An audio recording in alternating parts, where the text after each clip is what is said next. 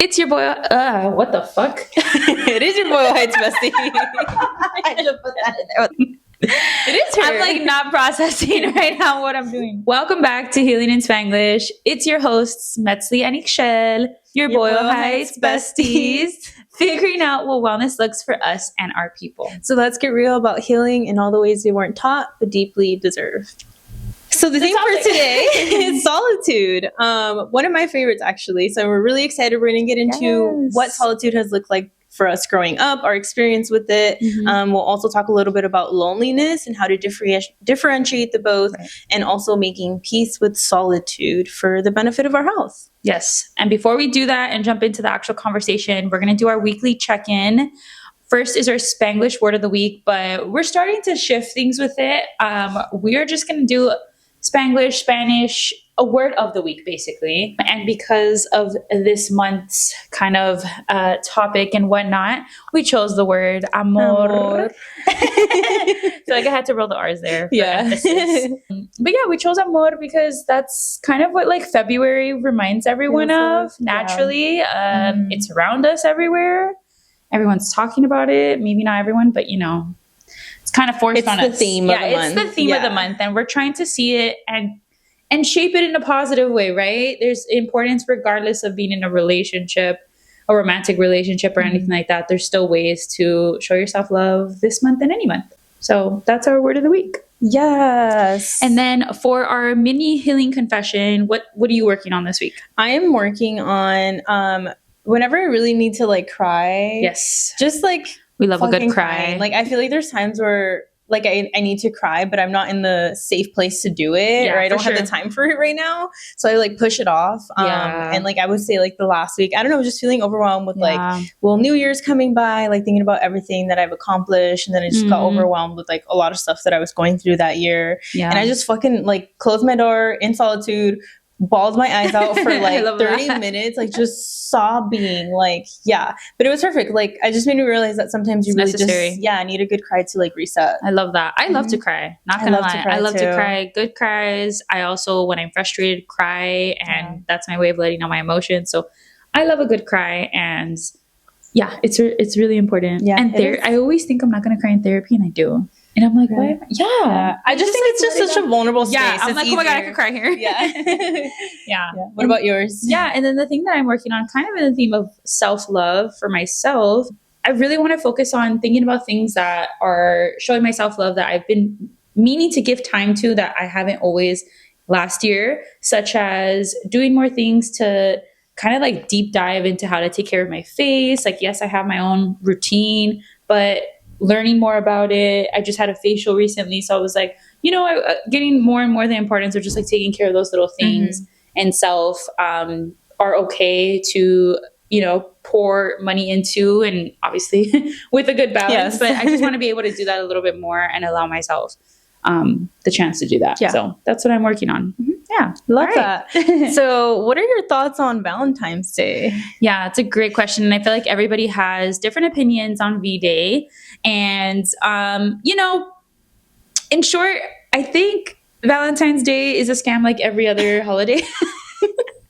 A scam in the sense that like, it's really pushed on us because of, you know, Profit. Yeah. You know, so many people make a profit off of many holidays. And this is just another one of those days where when you look at the history of what Valentine's Day is, it really is far off from what we do with it, right? Like we use it as a day where you have to like, you know, do something grand and special for the person that you're with. And I'm just like, interesting. Why this day only? But yeah, I just think it's a scam. But if you are going to celebrate it in the way that you like to and enjoy to, I would just say the thing for me on Valentine's Day is that I love that vendors have a great day that day. Like people sell out on flowers, on, you know, little plants that they put together, like little baskets. All of that. So if you're going to do it, go support one of them at the very least. because it is a good day for them. So I'm happy about that for them. No, I get that for real. Yeah. How about you? On the same page, honestly. I just think it's another day to overconsume, unfortunately. I'm like, do we really need another teddy bear? Like, right. Exactly. But then it's also like what you said, right? Like, I love that vendors are able to have a little bit more profit that day, and they deserve their flowers. But I mean, I'm like, I show love and appreciation to my friends and my family and loved ones every single day. Like, I don't need a specific day to really do anything. But I'm just like, there's also a lot of comparison that day. I feel like, I just feel like people compare what they're receiving that day to what other people are receiving, because some people go like extreme, kind of like Christmas, you know, like you see other people get these grand gifts and you feel like, oh, I should be getting that too that day. So it's also unfortunate, like what it does to people. And I think a good reminder to self is just, as long as your person or people around you are showing you love throughout the entire year, that's what's important. Not just that one day. Exactly. Because then that's weird. Be a deal breaker. Yeah. It's just the day that I feel like is forced on us to feel some type of way. And so it's unfortunate that it feels like a bunch of pressure. Yeah. Okay. Yeah. Well, let's dig into the conversation. I think the first thing around, actually just in general, I think some people might not know what solitude is. And we often in our communities confuse solitude with loneliness, but it very much is different. And so the first piece that we wanted to kind of dig into to explain what solitude is understanding our relationship to solitude, to loneliness as a child, in our childhood, growing up. And so my question to you is, let's just dig back into like the core memories of when was like the first time you remember ever being alone? Like truly alone. Like, do you have a memory? What did it feel like? What were you doing? Why were you alone?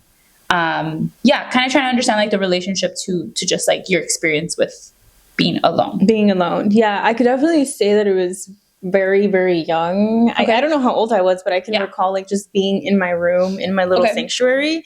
And I think part of it was because, like I mentioned in previous podcasts, I did grow up in a dysfunctional home. So I think my escapism from that space was going into my room. So I would say those memories for sure, very early on. I also remember like growing up, my mom used to clean like homes in Hollywood. And so like she would be cleaning and she would leave me like alone, like in the couch, and I'd like be watching a TV or something. But yeah, those are like my memories very early on. I feel like they were always associated to something positive. Yeah, because like even when I was trying to escape like the dysfunction in my home, like I had a sanctuary in my little room where I was like listening to music, or I was just doing something I enjoyed. So yeah, like I would say I had a very positive experience growing up with it. But yeah, those are my very early like memories, I could say. But then I've also had experiences of being lonely and like in my own space. And it not being positive. And it not being positive for sure. Okay. Yeah.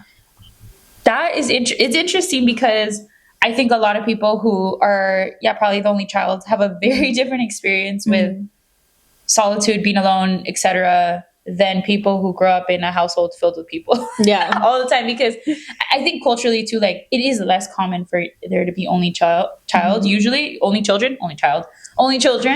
It's just not, it's not normal. It's not normal because, our culture tends to just like, value big families and want to like bring as many kids as possible into this fucking world for some reason. Pop them out. Just nonstop. Anyways, I grew up with, 2 younger siblings. So there's 3 of us, and my 2 parents in our household, as well as my grandma always lived with us and my tío always lived with us. So, and we had a dog. So it was always like a full house, and we always only had two bedrooms, So, my tío was sleeping in the living room. All of us siblings were together in one room. And then we had like a back house that my grandma would be able to live at. And then my parents, their room. So it's never been like an empty house. And so I think my experience with solitude, I didn't grow up associating like being alone in any form as like a positive thing because I was never left alone. It was like not even by choice, right? Like I had no choice but to be surrounded by a lot of people. There was no opportunity to be alone because anytime I wanted to go to my room, there was people in there. I think the way that I remember being alone for the first time was sort of through punishment in the way of like being asked or being told to go to your room or go into a room by myself or whatever, like be on timeout at a young age for doing something, whatever. I never really got in trouble, to be honest, but I saw, I was the oldest child. So like that didn't really happen, but I saw my siblings experience that a lot more, especially my sister, the middle child, who, yeah, like it was more seen as like a punishment, like something like bad that you're alone, like because you did something wrong, you were going to be alone. So that in turn was like, ooh, being alone is not a good thing. That means you did something bad, or that's like weird, or like not normal. I also saw it I also have memories of like being alone for the first time in other people in middle school. That's when like I have the biggest memories, where I saw people get punished that way, like being sent to the back of the classroom. And that was obviously not a positive thing. Yeah. And it was scary. So I think I also associated very youngly that like being alone or being asked to be by yourself, like is a timeout, is like a negative thing. And I think then that kind of influenced how I felt when I saw people sitting at lunch alone too. Like people eating alone, I always thought like it was sad. Yeah. And not like I was like, haha, too bad for you, but I felt sad for them. Like I felt, even though who knows if they wanted to be alone, you know, like who knows if they actually wanted to be, but I never thought that was the case, because I always thought it was something that was like neglect or out, like an outcast or something like that. Because it's not normalized to be alone. Yes. Yeah. So I think that was my association with like being alone growing up, and, you know, depending on your circumstances and, you know, who's in your house, you can see how it's influenced you very differently than it's influenced I love being alone, actually. Yeah. So it's very different.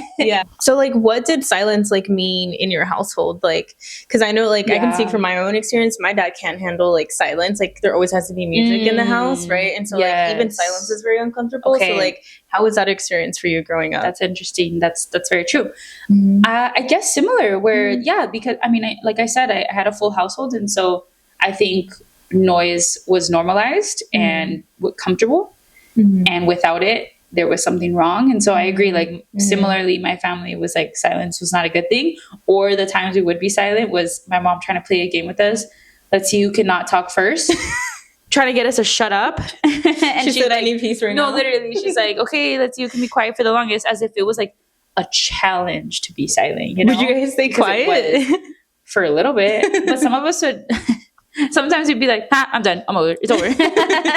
Like we wouldn't care, but it was like a challenge. So it was seen as something that was difficult to do, to be silent in our house, and definitely not normal either. Like there always had to be noise to fill the void or the gap of just like no noise. What about even in like friendships for you? Like when you have friendships, let's say you're hanging out with someone, or you're, let's say even on a date or something, or whatever it is with the friend, whatever it is it for some reason like silence, do you feel a need to fill in like gaps? Like does it feel like, oh, this is awkward and like I need something to like say at all times? I think it just depends on the level of like intimacy that I have with this person. That's a good question. Like I think if I've known like it's a really good friend, like I think I'm comfortable with the silence, or like even with my parents. But if it's like something new, or like somebody that I'm going on a date with for the first time, I'm like, oh my god, I need to feel this space. Like all the time. I just feel like there's mutual awkwardness, even though maybe on the other side like nobody feels anything, right?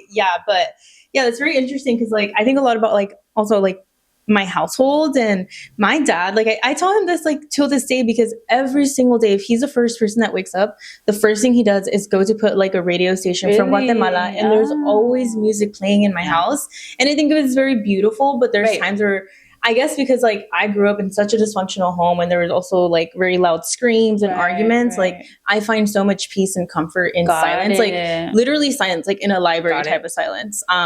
So yeah, it's just very interesting. But I know that like, I think about my dad, I'm like, I wonder if he grew up in a very like loud household, that like for him it's normal and he needs it. But yeah, and I also think like it begs the question of why can't people sit in silence, right? Like what comes up during those times in your mind, right? Yeah, for sure. No, I agree with that. I mean, even for myself, I think something that I've always been challenged by or found difficult, even when I am alone, because I work from home and I'm by myself all day. Yes, I have my dog now, but other than that, it's pretty quiet in here. Like there's no one around. And so I notice that I have difficulty like holding myself back from playing music in the back or playing a TV show in the background. Like I always feel the need to have something in the background. And not that like I'm trying to talk to someone and be on the phone with someone, but just sort of like white noise. That's why like it's so interesting to me. I don't know about y'all, but for me, going to like a coffee shop or something, I actually feel like I focus more sometimes because there's noise. And I think it's just like an influence from how I grew up. And like anytime I had an internship during the summertime, like in college, or like I would come back for the summers or had to work from home there, I was just so used to so much noise. Like I used to, my grandma was freaking cooking in the kitchen while I'm trying to have a meeting. My siblings are running around crazy. I had to tell everyone, shut up for 10 minutes. So I think I was just always so used to there being noise that like now with silence, I'm like, this isn't normal. Like this isn't like what I'm used to. And I feel like I need noise. So it is very interesting because I have a hard time shutting it off and being able to focus. And I wonder, I asked the same question. Like, I wonder what would happen if I like was in silence. Is it that I am thinking about things that I don't want to think about and trying to avoid, right? Or, definitely like multiple factors there, but it is really interesting. That is very interesting. Yeah. Cause I always think about like growing up and like studying for like things, or even like in college, like I had more access to silence than I did growing up with like my mom cooking and like places, you know, all that stuff. But like I can study and focus with noise, which is crazy. It's kind of like the culture. It's just a culture. Well, you have to, like you have no choice. Yeah, that's very, very interesting. Okay, and obviously we've kind of already touched on it in how growing up in households, at least more commonly right now for you, but for a lot of people in our community, loud households, lots of kids, lots of noise all the time.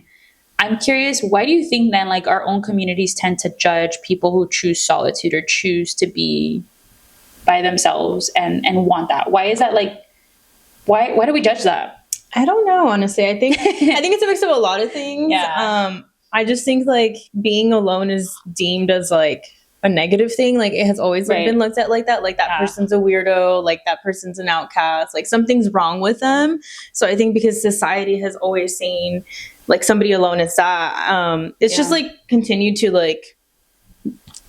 Oh my gosh, I'm like, continue to like exist in different cultures. But I don't know. Like it's just, I just think it's the way society has shaped it. But I don't think there's anything weird about being alone. Like I think it's very brave of people to be alone and just like not give a fuck, because like I'll be outside and like do my own things, and I get judged a lot. At least like when I say I'm gonna do things alone, like people are like, you're weird for going to concerts alone. You're weird for like taking yourself on a date alone. And I'm like, how is that weird? Like I genuinely enjoy my own presence, and like I have friends, I have family, I have my community. Like it's not like I'm lonely. Like, but yeah, I just think it's like something that people are not comfortable with and don't really have the privilege sometimes to experience it, or so I think just people start judging folks for that. But that's kind of like my and I look at it. And I definitely think like to your point on, as someone who is comfortable with going to concerts by yourself or going anywhere by yourself, eating by yourself, it is something that is very, very uncomfortable for a lot of us to do.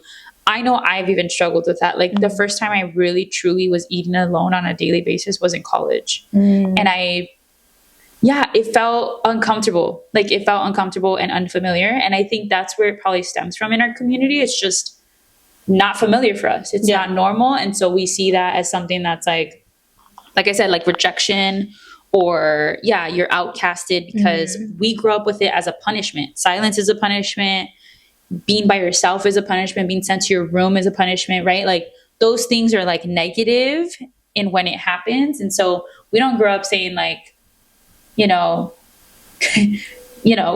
I'm going to go to my room and like do my own thing because that's like a good thing for me. Right. Like we go only out of like necessity a lot of the times. So it is interesting because even I have been uncomfortable with like going to eat out by myself, but I kind of had to do it at some point. And then even when I was like living in the Bay Area, I was pretty much alone. So I really had to just eat by myself. And I remember the first time I did, I went to like a sushi, like, the belts. The sushi belts where like they go around. I was there by myself and I was like, you know what? It literally took courage. And that's why like I agree with you that it's like something that you do.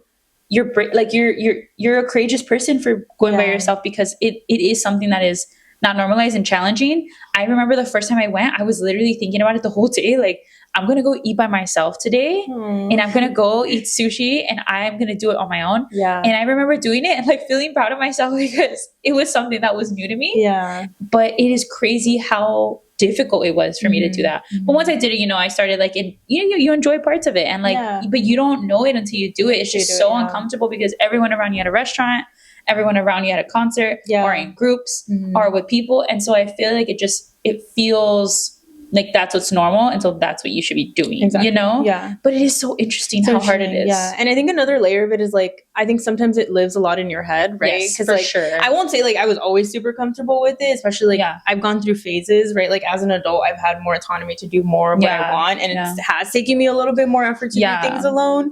But yeah, like I used to be in my head about it. I'm like, oh my God, they're looking at me. Or like, oh my God, they're probably judging at me. Yeah, right. But it's like the reality is you don't know what is going on in people's minds, right? Like everyone is going through their own things. So I think that's part of it too. But something that you said earlier reminded me of something, but like I think another layer as to specifically in our like Latino communities when it comes to like being alone is I think safety is a big priority for like communities. Like right. So I know that my mom sometimes is scared for me to do things alone because she's scared of the world, right? Especially like, as women. Exactly. Like she's fearful, unfortunately, especially with the political climate that we're currently living in. God forbid something happen. So I think that's another layer of it, right? For like the social part of like just being outcasted for that, but also like they care about us, right? And it can be really scary to be alone because you really don't know what can happen out there. Yeah. And I agree with that. There is definitely a balance that I think we want to talk a little bit more about too, in terms of having community and also valuing, solitude. But there are times and places probably for both. And I think also as you start to experiment, like the things you like doing alone, you'll start to also see maybe I enjoy doing this alone, but maybe I enjoy this in community more. And it's really a balance because there are only certain things you could do in groups and only certain things you could do on your own that you will never do when there's other people around, you know? For me, for example, I love shopping by myself. Yeah. I literally do not enjoy shopping like grocery shopping or thrift shopping? That too. I meant like thrift shopping, going shopping in general at a mall. Like I just don't feel like I'm actually like locked in and focused on what I'm trying to buy. And I feel like I'm waiting on people, like I just don't enjoy it. I see what you mean. Even the gym, low key, like the gym is really nice on my own. It's just like I can focus on myself. Yeah.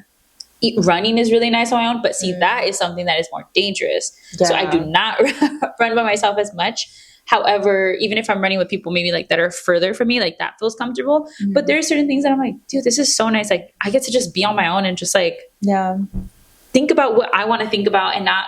I think what sometimes happens when you're in groups is sort of, what's the right word? Accommodate? Yes, like accommodate or go based off of what they want to do, and do things based on like what their preferences are. And, you don't get to really value like what you want to do in that moment. Exactly. What do I want to go? What stores do I want to go to? What do I want to work on at the gym? There's more needs in the group now. Yeah. And I think in our community too, like we tend to be people who want to, also satisfy and give to others. And so please others. And so also that comes with you then kind of putting your own priorities at the back burner and thinking about what do the people around me want and need, and maybe not thinking about what you want immediately, so it's interesting. Yeah. And another thing I also wanted to like touch base on, and speaking about like our upbringings, but I do have a lot of memories where just growing up, my parents, obviously being immigrants, they were really afraid to let me out or like going into people's homes. So that was another part of as to why I was this was kind of like forced solitude. Right. It's not like I was uncomfortable with it fully, but I didn't really have the choice to be in like community and in friends because, my parents were scared, and by all means, right? Like we hear a lot of horror stories. So and I think I had to stay at home, and because I didn't have any siblings, and obviously there was a big difference of the age with my parents, there's only things that I could relate to. So I was kind of like forced to build kind of like a little bit of like my sanctuary at home. And I think I learned to do it. And I was always lonely. Sorry, not lonely, alone growing up because I wasn't lonely. And it just became very normalized for me as opposed to like other people. So that's why it became kind of like something that I really do enjoy. And I had to learn how to bring more community and friends, because there was also a time where I felt like I couldn't relate to anyone because I was just so different. Like I had such a very particular experience that a lot of people couldn't relate to, but I had to obviously build friends and community because then it could become negative. Right? So how about outside of the house, actually? Because I know you've shared with me, for example, things like your birthday or things that you wanted to do alone because you enjoy your own solitude and experiencing things on your own. How about the relationship with your parents to doing things on your own? Like, why is that? Because I know you've, shared with me that you wanting to, for example, do something for your birthday on your own.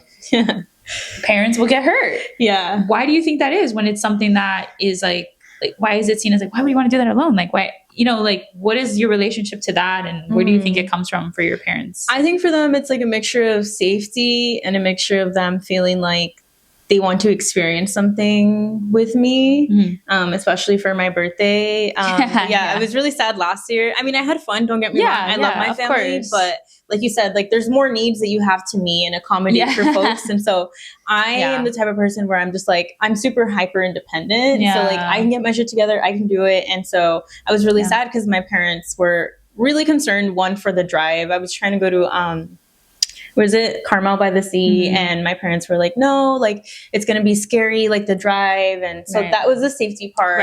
And then my mom was like, she sat me down. She's like, I just don't understand why you want to go alone. Like, why don't you want to bring us with you? Like, what are we going to do that's going to make your experience worse? And I'm like, I don't really, like, you won't do anything crazy. But I'm like, it's just a different level of experience that I have with myself as opposed to being with my parents. And they're older too. So like, I have to take a lot of leadership when I'm with them, right? Because, they don't navigate technology as easily.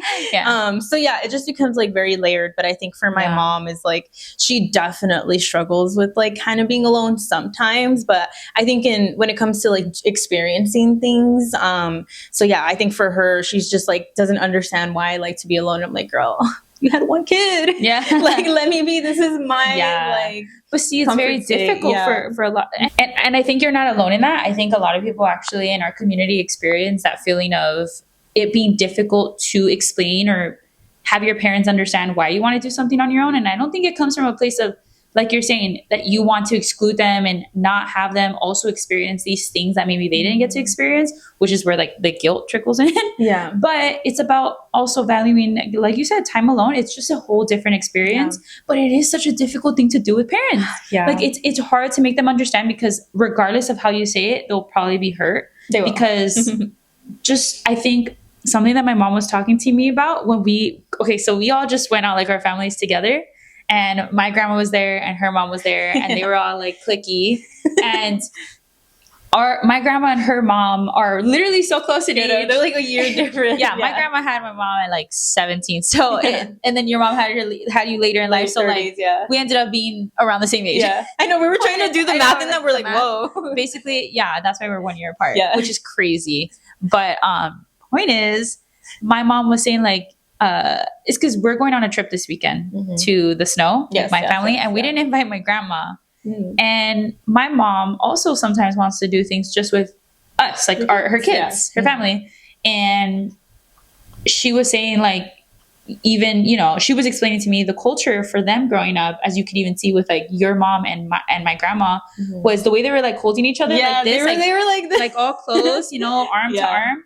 That's part of the culture though. Like that's part of like, you're always together. You're always together. You're always very close. And for people to then be told like, why would you not want to be so close to me? Or why would you not want to do this with me?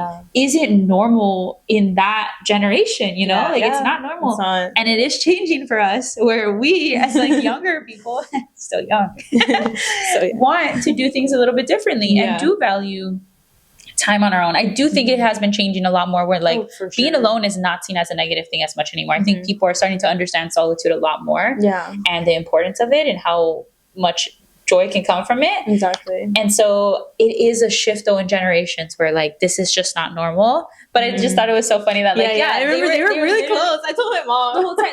They're literally, it's like the generational thing though. Like that's just like part of how, at least that's how my grandma is. Like that's like that's why when she finds someone who like understands her, she's like, you're gonna come with me.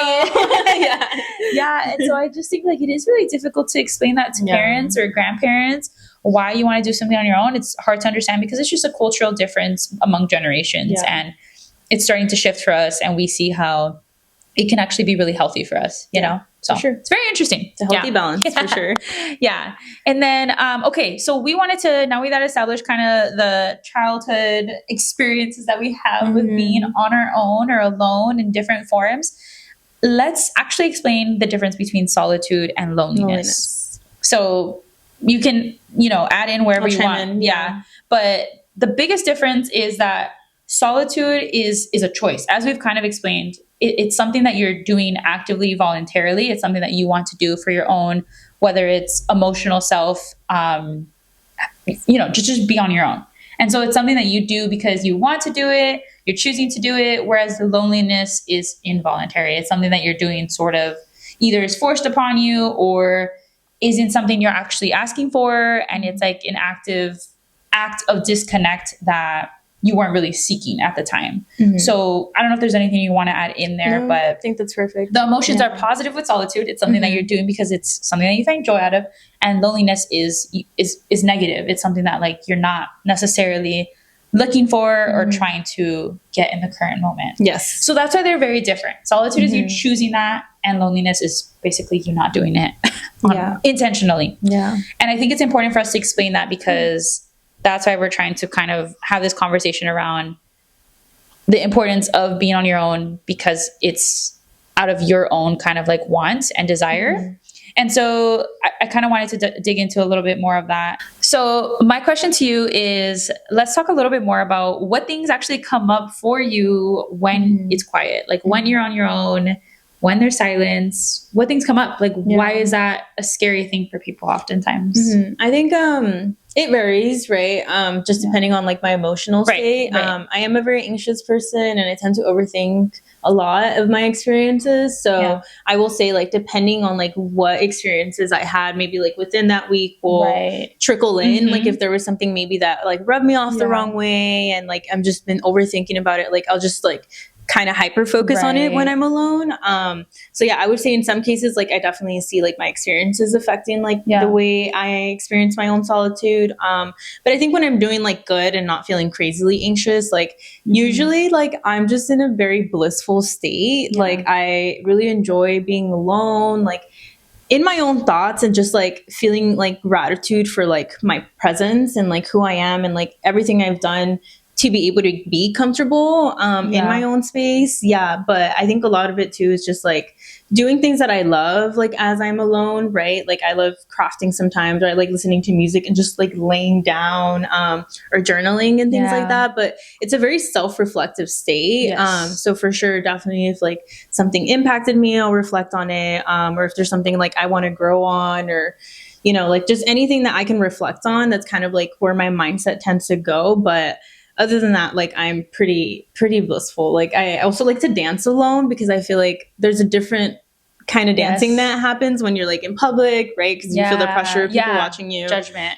So I feel like there's like no judgment. There's like no embarrassment. Just like in a real space where I can fully be authentic with like all of my layers off. Yeah. I love that. That's what it is. I love dancing by myself too. Yeah. And I love singing by myself. I don't like anybody hearing. You sing? By myself? Sing. See, the reason I don't ever sing anymore out loud in front of people is because I got made fun of. By who? By some little freaking boy in 4th grade. Fuck that boy. I know. I'm still friends with him though. he was always a lifelong friend of mine, but he made fun of me. That's crazy. No names, but I mean, he's not really my friend, but like we're acquaintance. He's grown from that experience. Good for him. Yeah. I won't judge his 4th grade self. I know. Point is, I don't sing in front of anybody anymore. But I like singing. I love singing. I love music. I'll sing in the car all the time by myself. What? That is one of my favorite things to do alone. Like sing in the car. Yeah. I love it. Yeah. Anyways.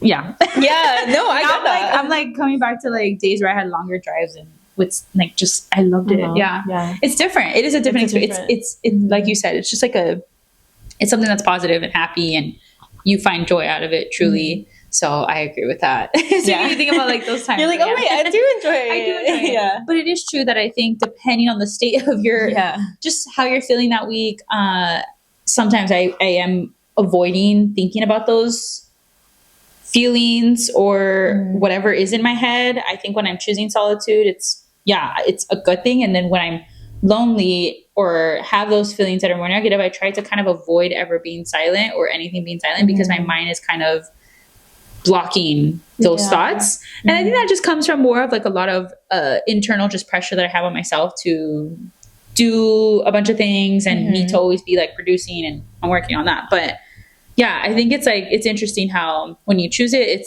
it's a reflection also of like how you're feeling and you feeling good and wanting that. But then when you don't and you're trying to be avoidant towards it, it's because it's something that probably you should explore and don't want to. So, Ooh. Yeah. So on another different note, how do you feel like social media shapes your own way of feeling like solitude and loneliness? Yeah, I think that there's like a dangerous part about social media where it is very influential of how we interpret things and value, you know, solitude, loneliness, emotions, experiences, all that stuff. I will say, depending on what you consume on the internet, can influence you in a good way or in a bad way.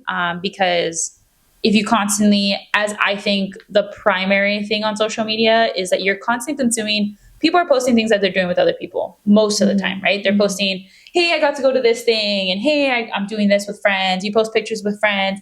And so even though it's not like intentionally, you know, it's that you're like, people are intentionally trying to post things to like be like, haha, I'm doing this. Just you consuming nonstop, seeing people, let's say it's like a Friday night and you're at home and you're scrolling and you're seeing all your friends out, you're seeing all kinds of people out and about doing whatever, that will then sort of kind of influence like, oh shoot, I'm not doing something right by being here alone because people look like they're having fun. However, I feel like I've gone on the side of social media where I see a lot more like people actually finding joy in being on their own and solo travel. I've been getting a lot of content on like hiking by yourself with your dog. So I feel like depending on the content you consume, like it actually makes me like want it more. To do things alone and the importance of it. But yeah, I think normally though, what you'll see at least among like stories of your friends, you're going to see things that a lot of people are posting like with other people oftentimes, because that's how we create memories and share memories. So I get it, but it could influence you in a negative way, you know? I agree. So it depends. And it's very important for you as an individual when you see those things to not take it as like a personal sort of like, I don't know, feedback that you're doing something wrong or you need to change the way you're treating your Friday night or Saturday, whatever day it is, you know? Yeah. And I know a lot of people also experience like FOMO. Yes. Yeah, which is, it's real. I've experienced it a fair share of times, but I feel like now I've kind of just like gotten over it. Yeah, like, same.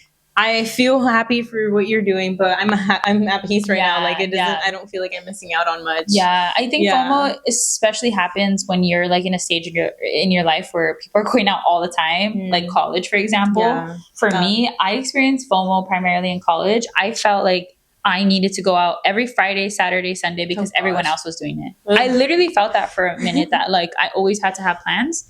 And then when I graduated and I was living by myself. I mean, I was so far apart. I couldn't do anything with other people that I started to enjoy doing things on my own. And I kind of lost interest in, FOMO, like feeling like I was missing out on something. Yeah.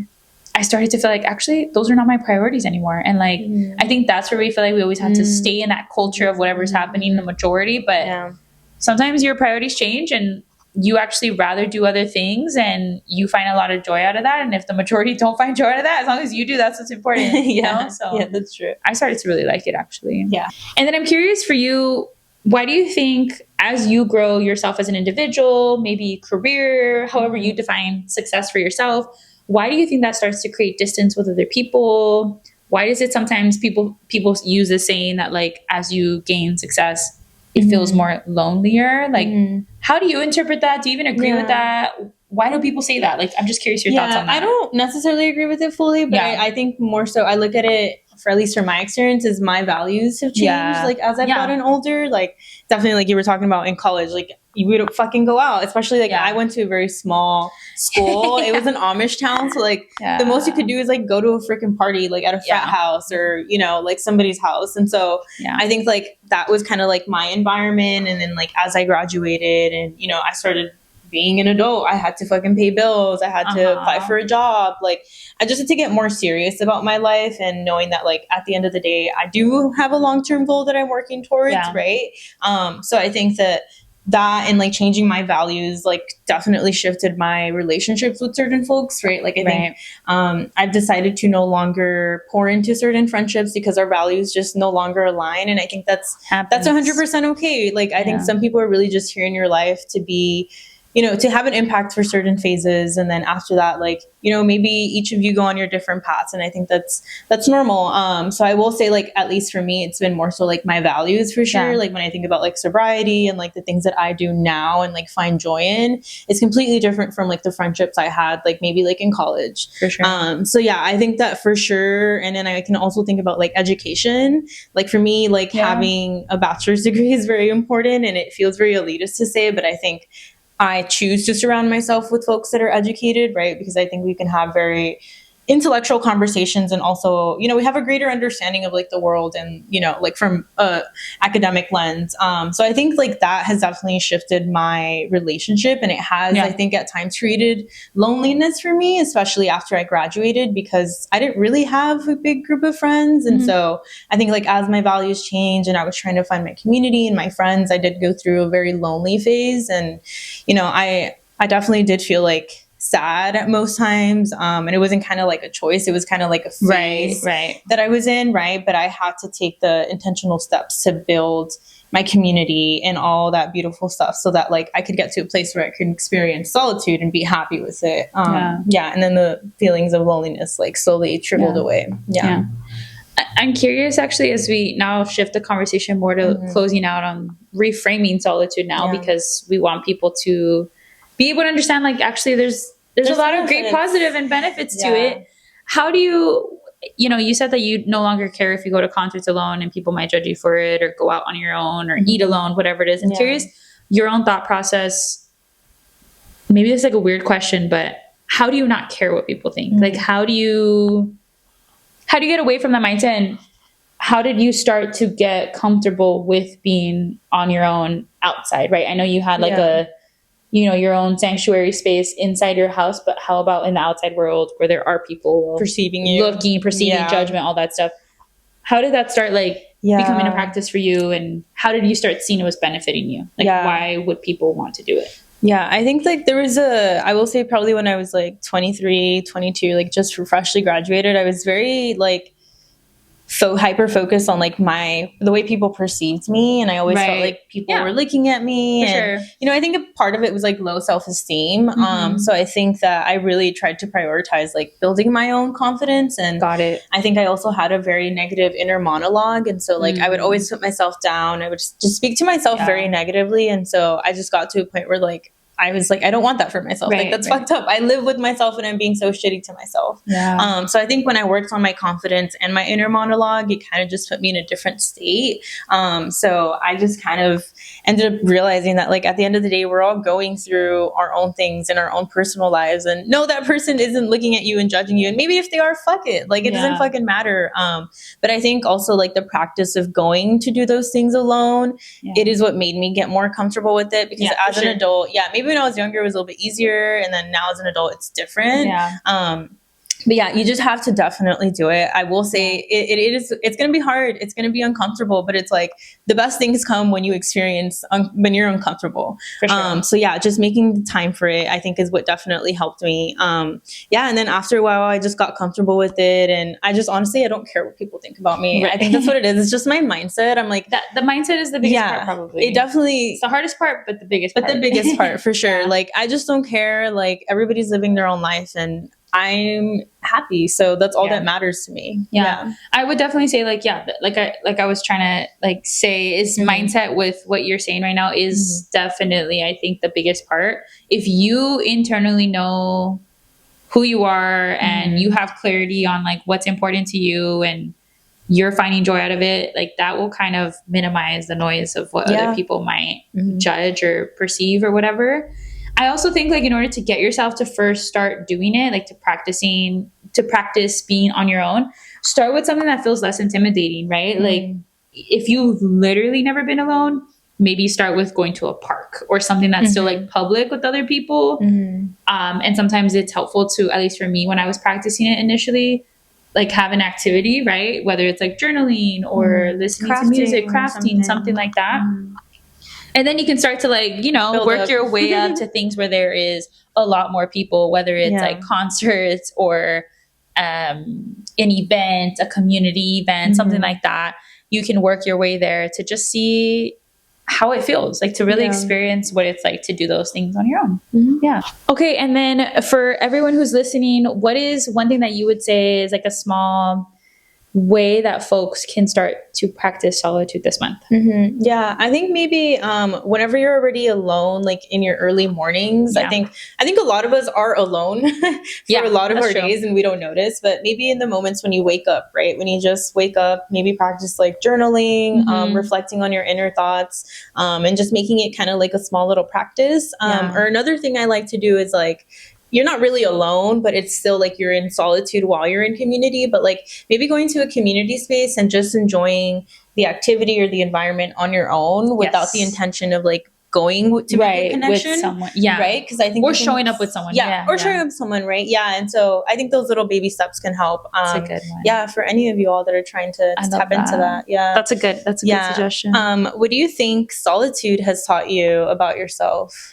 Yeah, I think the two things that solitude has helped me with in my own life that I would suggest to other people who are curious about doing it more or practicing it more would be, one, it's helped me with my creativity a lot more. I just feel like I become a much more very creative person on my own because I'm able to think about things only with my kind of perspective in mind. And then I also think that it's also helped me build like a sense of self-awareness, a greater sense of self-awareness, and just have more clarity. I don't know, the more you kind of are on your own, you learn about what you like, what you don't like. When I'm going out to things, how I behave, instead of people pleasing, I'm doing things based on what I actually want to do, like I said. And so I think you just gain more clarity of like your own self and learn more about who you are and the things that you enjoy. So I actually think it's really cool to like learn those new things about your own self.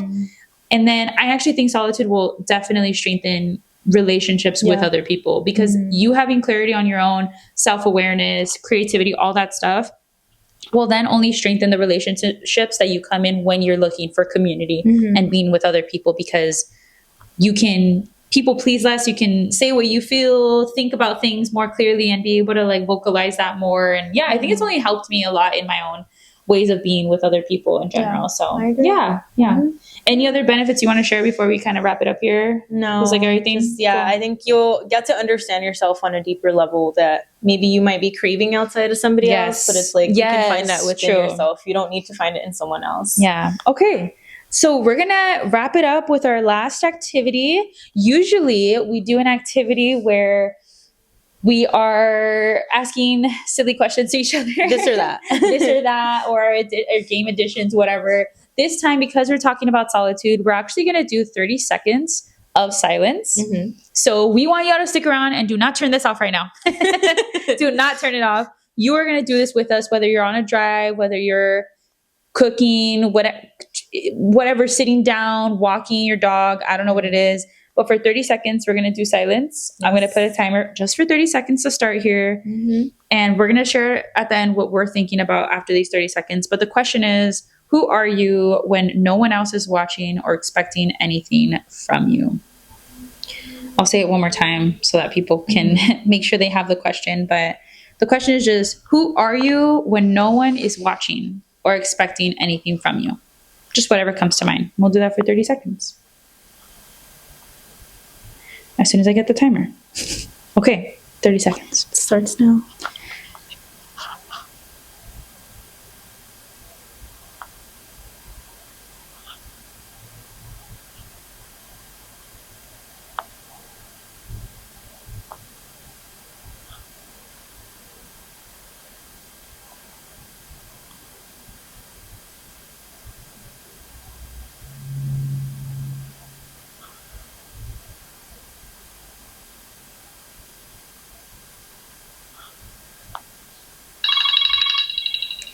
Okay, that's the 30 seconds. That was pretty fast. Yeah, that's fast. Hopefully you were all able to do that with us and let yourself do it for 30 seconds. And that's a simple, easy, quick thing to do for yourself.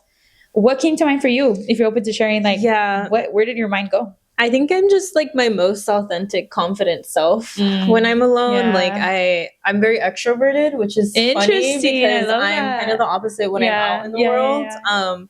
So yeah, that's a little bit of what came to mind. Yeah, I thought a lot about like, actually, funny enough, you mentioned it earlier on, but dance. Like I really like to be silly, and I feel like I do that only with like myself or people that I really am comfortable with.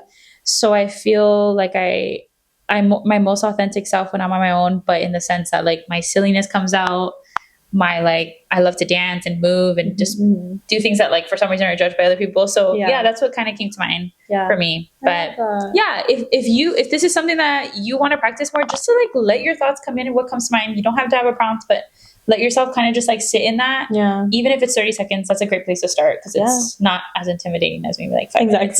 Just sit in your stream of consciousness. Yeah. All right. Awesome. We're going to close out with our shout out of a local business for the week.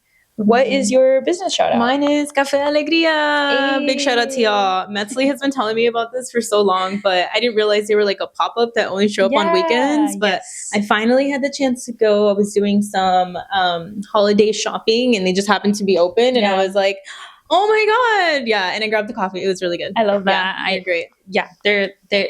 I still have not tried the drinks. Wait, no. What? So I went to Tenempal. Yes. And wanted to order a drink and they were out. Oh yeah, you did say that. Yeah. But I'm still a huge supporter of them because I have them on social media and like I follow and engage with them and stuff like that. But I haven't tried it. That's so silly. My shout out is also a coffee shop this week actually. And it's Akurukame. I absolutely, especially shout out to Reyes, who is one of the co-owners there. He is just the sweetest man in this whole world. Cares so deeply about his art, coffee, and what he's creating, but also just the people and his customers. And he deserves all the praise that he's getting lately. And he really put so much effort into it. So shout out to Reyes at Akurukame. If you have not had them, you need to try them. You need to go. Seriously. Yeah, their story is beautiful too. Yes, it is. Yeah, it is. I love it. And then what's your wellness tip for the week? Take yourself on a solo day in the theme of solitude. Yeah, maybe if you guys can for the weekend, plan a trip to the OC. I went to Newport Beach recently and I just like sat in the beach for like 3 hours. I meditated, just kind of was in my thoughts. And then I went to a comedy show. Like, I love that was so much fun. So hopefully you all have some time to take yourselves out. Yeah. And then my one wellness tip for you all for today is to tell the people that you care about and love. Tell them.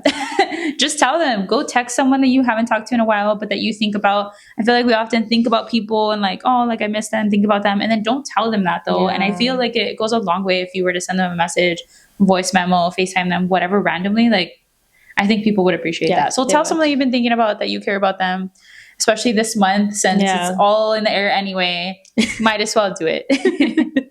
Well, thank you so much for holding space with us. We're always really grateful that you all tune in and listen to our episodes. If the episode spoke to you, feel free to share it with your homegirl, your primas, or your aunt, or anyone that would benefit from this. Yeah, and healing is super personal, as we've talked about today, but it's also very collective. So we're always grateful to be doing this with all of you. Please make sure to follow us on Instagram at Healing in Spanglish. We're also on TikTok.